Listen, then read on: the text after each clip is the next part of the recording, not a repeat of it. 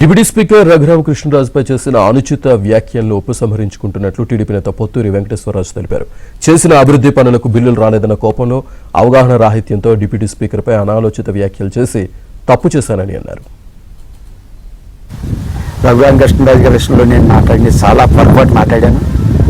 చాలా ఆయన్ని ఆ వ్యవహారంలో నేను మాట్లాడిన మాటలో ప్రతి ఒక్కటి కూడా నేను బేషరతుగా వెనక్కి తీసుకుంటున్నాను.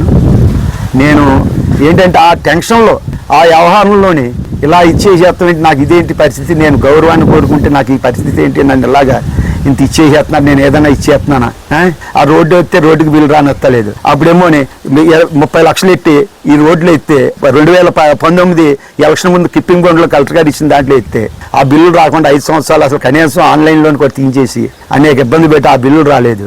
ఇక్కడ ఇది చేస్తున్నారన్న ఉద్దేశంతో నేను వ్యవహారంగానే నేను మాట్లాడిన మాటలో చాలా పొరపాటుగా మాట్లాడాను, ఎంతో చేశాను. కానీ ఆయన సంస్కారం, ఆయన ఫ్యామిలీ కానీ వాళ్ళ అబ్బాయి కానీ ఎవరిలో కూడా కనీసం తిరిగి ఎవరిని ఏదైనా మాట్లాడితే కనీసం కామెంట్ ఇచ్చేస్తారు, కనీసం వాళ్ళ నోటంటే ఒక్క మాట నా గురించి మాట్లాడలేదు.